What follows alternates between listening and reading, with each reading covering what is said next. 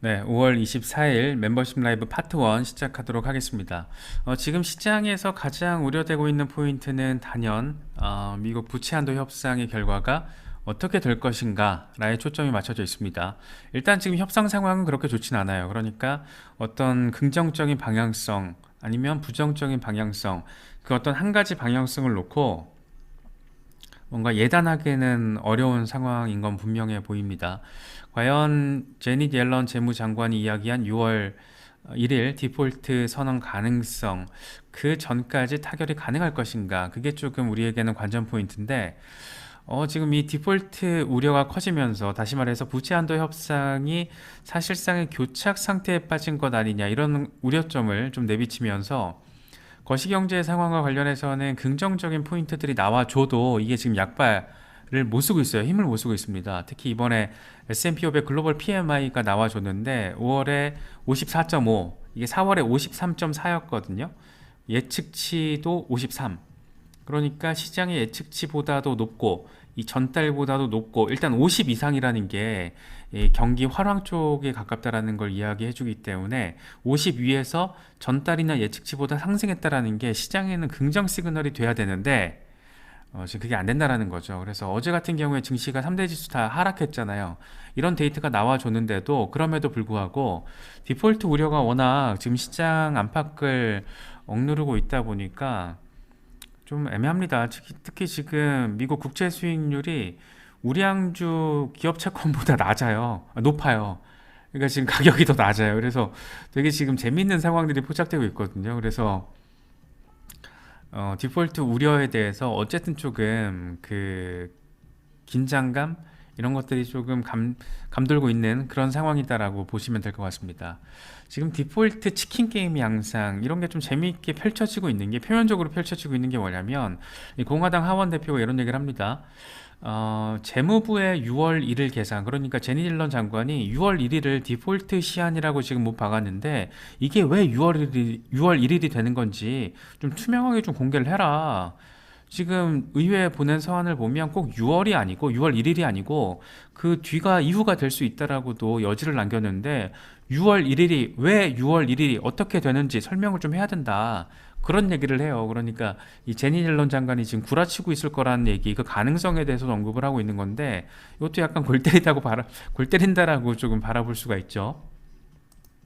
네, 그런 상황에서, 그런데 어쨌든 지금 협상에 바이든 대통령의 카운터 파트너 역할을 하고 있는 케빈 메카시, 이 공화당 소속 하원 의장은 부채 한도 협상 마감 시한은 6월 1일이다. 그러니까 지금 어쨌든 실무 협상단에서는 6월 1일 이전에 쇼부를 보겠다라는 지금 얘기를 하고 있는 겁니다. 그 의지를 피력하고 있는데, 어쨌든 표면적으로는 지금 교착 상태에 빠진 어떤 힘겨루기 양상을 보여주고 있다라는 거죠. 그래서 책임 있는 합의 타결까지 딱 9일 남았다. 그러니까 바이든 대통령은 좀 책임 있게 무조건 안 한다, 안 된다라고 하지 말고, 이게 지금 부채만 늘려간다라는 게 말이 되냐? 정부 예산 삭감해라. 뭐 이런 얘기를 지금 하고 압박을 하고 있는 거죠. 근데 좀 재밌는 게, 지금 6월 1일 디폴트가 아니고 사실은 5월 26일 날, 이날, 이날도 가능하다. 5월 26일 날 디폴트 가능해. 봐봐. 이게 지금 미국 국고에 있는 현금 보유 추정치인데, 지금 이게 현재 600억 달러 수준인데, 5월 26일을 지나가게 되면 지금처럼 지출이 계속 며칠 더 이어지면 마이너스 180억 달러가 된다. 훅, 훅, 훅. 이렇게 된다. 이런 얘기를 지금 하고 있는 겁니다. 그래서 사실상 디폴트에 빠질 거라는 얘기를 지금 하고 있는 건데, 글쎄요. 이게 참, 어려운 상황이에요. 어려운 상황. 그러고 나서 이제 6월 1일, 여기가 6월 1일, 여기가 5월 26일이거든요. 그러니까 마이너스로 진입하고, 더 가파르게 진입하고, 이제 지금 단계에서 돈이 지출이 계속 이어질 경우에는, 이게 지금 12월이거든요. 12월 23일 상황인데, 이때 되면 어마어마하죠. 거의 뭐, 물론 이렇게까지 될 가능성은 없습니다. 이때 어떤 게 쇼부가 나겠죠. 어떤 방식으로든 쇼부가 날 거고, 가급적이면 디폴트를 피하기 위해서 어떤 방식으로든 한 절반의 합의 이상의 어떤 그런 느낌으로 정리가 될 것 같긴 한데, 지금 미국 상황이 이렇다라는 겁니다. 이 부채를 기반으로 지금 경제가 가고 있는 거잖아요. 그러니까 지금 돈을 더 찍어내서 국가 경제를 유지한다라는 것, 시장에 돈을 풀어서 사람들이 빚을 통해서 일상을 꾸려갈 수 있게끔 빚에 의지한, 부채에 의지한 경제를 민간 부문과 공공 부문이 같이 이렇게 해 나가는 경제 체제가 어떤 시스템화 돼 버렸어요. 특히 이제 팬데믹을 거치면서 사실 지금 미국의 가계부채 상황 이런 게 보면 되게 우려점이 크다라고 얘기를 하잖아요. 이미 신용카드 돌려막기가 시작됐고 이 수준이, 그런데 금융위기 때보다 지금 안 좋다라는 거예요. 미국 상업용 오피스 공실률도 그렇고. 그런데 지금 금융위기 상황이 아니라는 거예요. 일상적인 상황인데도 불구하고, 특히나 팬데믹 위기에서 회복되는 그런 상황인데도 불구하고 사실상 금융위기 때보다 더 심한 것을 보여주는 그런 일련의 데이터들이 지금 포착이 된다라는 거죠. 그래서 이 부채의 일상화, 이 부채를 통해서 경제가 부양된다라는 거, 이 전 세계의 부채가 GDP보다 훨씬 더 많다라는 거, 이게 결국에는 어느 순간이 되면 미래 세대가 이걸 지불을 해야 되거든요. 그러니까 지금 부채를 통해서 경제가 이끌어지고 이어져 간다라면 누군가는 그 청구서를 받게 돼 있어요. 그게 나는 아닐 수 있어. 나는 아닐 수 있지만 적어도 이제 다음 세대 정도가 되면은 어마어마하다라는 거죠. 특히 뭐 이제 우리나라를 포함해서 저출산 위기 국가들 있잖아요. 노년층이 급격하게 사이즈가 커지고 노년층의 이 연금, 건강보험 이런 비용들을 누가 감당할 거라는 거죠. 누가? 베이비부머 세대들은 그때 평균 수명도 지금보다 낮았고 그때 냈던 연금이나 보험료보다 더 많이 혜택을 받았어요. 받고 있고. 그런데 지금 우리 세대나 우리 부모님 세대들 같은 경우에부터 이제 삐그덕거리기 시작하는 거죠. 특히나 이제 결정타가 되는 게 지금 10대, 20대들이 이제 경제 축이 됐을 때, 3, 40대가 됐을 때, 그러니까 지금부터 한 30년 뒤에 과연 이게 지탱이 가능할 것이냐. 예, 과연. 특히 우리나라 같은 경우에는 저출산 뭐 고령화 사회가 아니고 인구 소멸 국가잖아요. 가만히 있으면 100년 뒤에 국가가 사라진다라는 거 아니에요. 예, 지금 이런 상황인 건데 과연 이게 가능할까? 예, 어느 순간에는 누군가는 책임을 져야 돼요. 그런데 지금 세대는 책임을 안 지고 있는 거죠. 그러니까 되게 그 저금리의 유혹, 돈을 찍어내서 양적 완화를 해서 경기를 부양해서 경제를 성장시켜서 부채를 통해서 경계를 유지하겠다라는 이런 방식들, 이게 지금 일상화되고 있는 건데, 와, 이게 정말 어떻게 될지 모르겠어요. 지금 상황이 너무 심각해서 누군가는 책임을 지게 돼 있습니다. 누군가는. 예, 우리 다음 세대, 예, 지금의 한 어린이들. 와, 어려워요. 되게 어려운 시대를 우리가 지금 살아가고 있다라는 생각을 요즘엔 좀 많이 하게 되는 것 같아요. 비트코인 같은 경우에는 이거 오늘 아침에 캡처한 건데 이게 9시 10시 상황인데 그래도 27,000달러 위였거든요. 그런데 점심때 지나니까 한번 쏟았더라고요. 그래서 아직 27,000달러 아래에 지금 자리하고 있습니다. 그래서 딱 지금 200주 이동평균 26,500달러 부근에서 지지 테스트를 하고 있는데 이게 참 어려워요. 지금 시장 분위기가 이렇다 보니까 비트코인도 마찬가지로 그렇게 강력한 어떤 상승 모멘텀을 받아주지는 못하고 있는 상황이 계속 이어지고 있습니다. 마이클 반데포페 같은 경우에도 27,000달러를 지금 돌파 시도를 계속하고 있다는 건 일단 좋은 시그널이다. 27,500달러를 회복해야 3만 달러 가능하다. 지금 이 양반 같은 경우는 계속 하는 얘기가 27,500달러, 27,600달러 얘기를 계속하고 있어요. 그러니까 조금 더 정확히 말하면 27,200달러, 27,500달러, 27,600달러 이 구간을 계속 집중적으로 얘기를 하고 있거든요. 그런데 만약에 26,400달러까지 빠지거나 여기서 더 빠져서 26,000달러까지 후퇴할 경우에는 롱잡기 좋은 기회다. 예, 롱잡기 좋은 기회가 될 수 있다. 지금 이게 가능성이 있어요. 예, 더 빠질 가능성이 있어요. 지금 힘이 좀 많이 빠져 있어서 RSI 상황도 그렇고 약간 단기적으로는 아무튼 좀 분위기가 그렇습니다.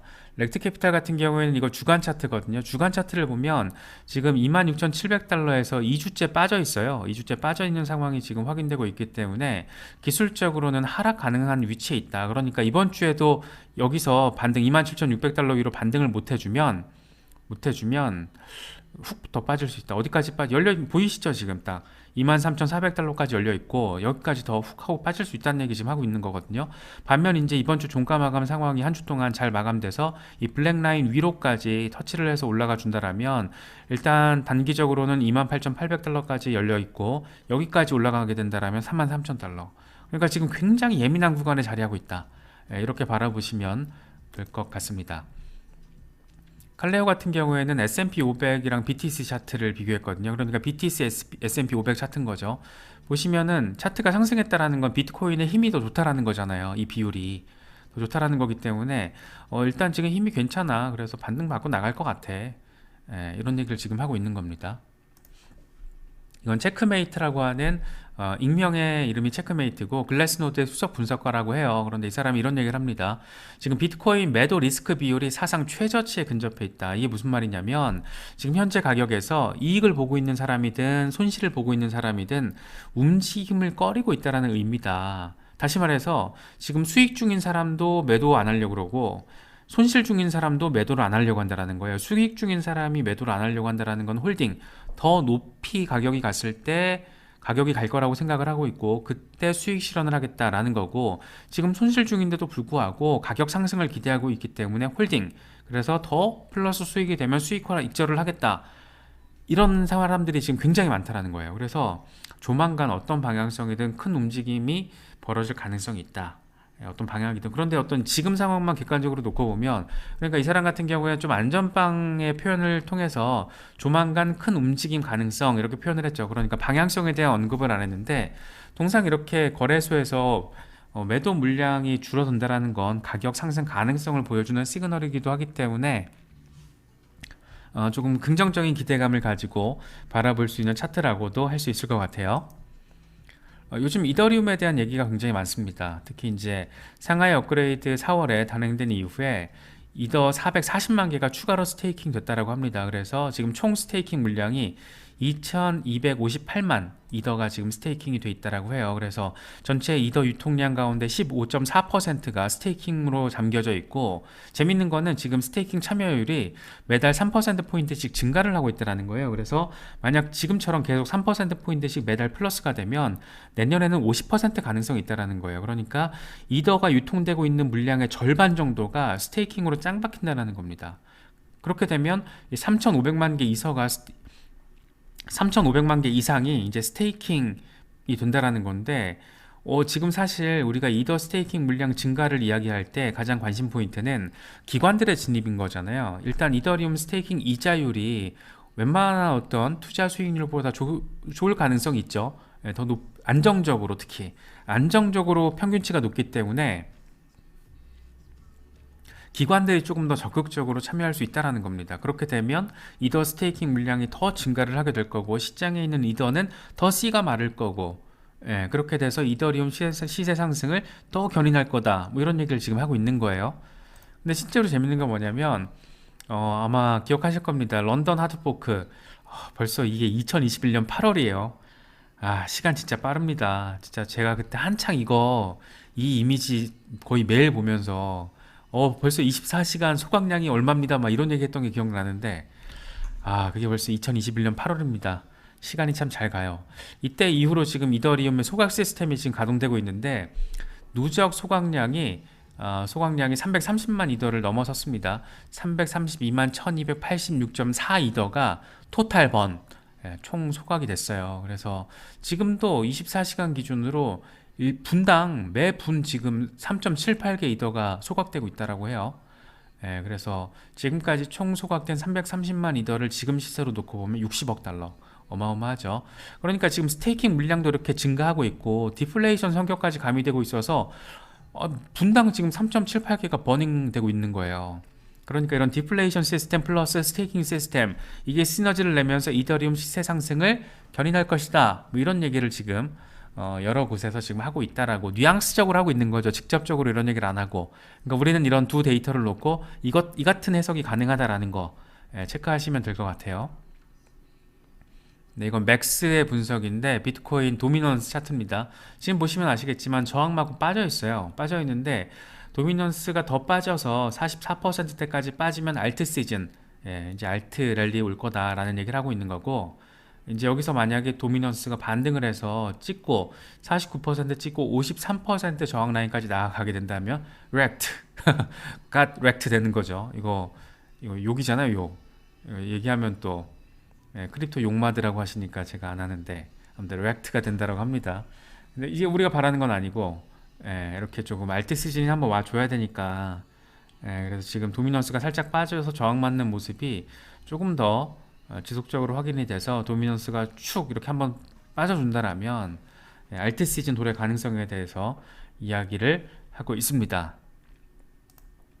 네, 캡틴 5 같은 경우에는 이게 지금 전체 시총 토탈 차트거든요. 토탈 3데이 차트인데 지금 위크엔드 셀러들은 6월과 7월이 되면 분명히 후회할 거야. 그러니까 차분하게 좀 기다리고 축적이나 해. 이런 얘기 하고 있습니다. 그래서 지금 좀 빠지는 것 같아도 반등할 거다 이런 얘기 하고 있고, 특히 6월에 이제 기대가 되고 있는 게 홍콩 이슈죠. 홍콩 이슈. 단연 홍콩 이슈입니다. 그래서 홍콩 증권감독위원회에서 이제 6월 1일 날짜로 개인 투자자들의 암호화폐 전격 거래 허용 발표가 이루어졌습니다.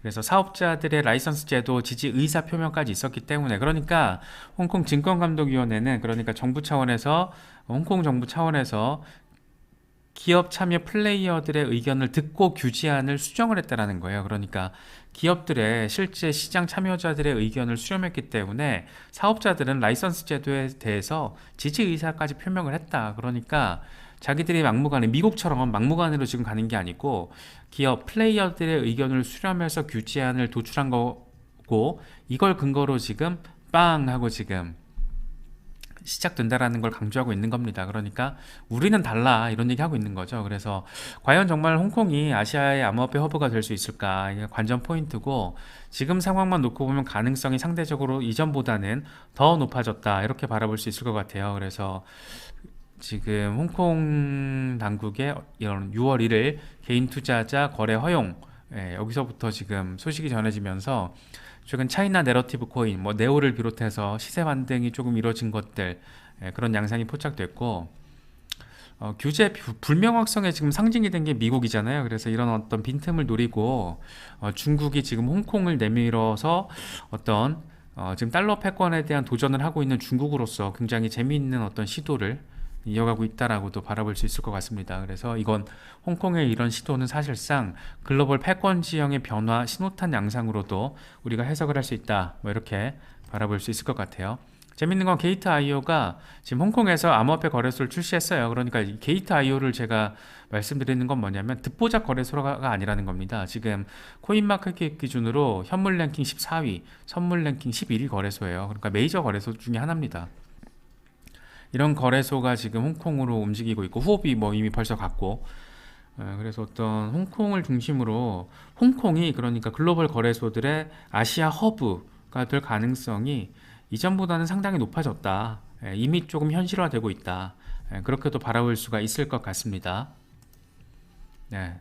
저희 채널에 이제 그 봉여사님 포함해서 라이트코인 홀더분들 좀 계시는 걸로 알고 있는데, 지금 8월 초로 반감기가 예정되고 있어요. 그래서 올해 들어서 특히 선물 미결제 약정이 20% 이상 급등했다. 그래서 반감기 어떤 기대감이 지금 깔려 있다는 거고, 일단 비트코인이 아니잖아요. 비트코인을 제외하고 어떤 이런 다른 코인들의 반감기 입시를 바라볼 때 여러 분석가들 얘기들 저도 보고 있는데, 대체적으로는 6월이나 7월에는 매도해 이런 얘기를 많이 하더라고요. 그래서 반감기 이후까지 막 비트코인처럼 막 더 오를 거 예상하고 잡고 있다가 또 그냥 숏 포지션 때문에 공매도 당하지 말고 그냥 적당할 때 팔아 이런 얘기를 하는데, 대체적으로 반감기 이전에 조금 팔라는 얘기들이 많더라고요. 그래서 그런 부분들은 홀더분들은 좀 참고를 하시면 좋을 것 같습니다.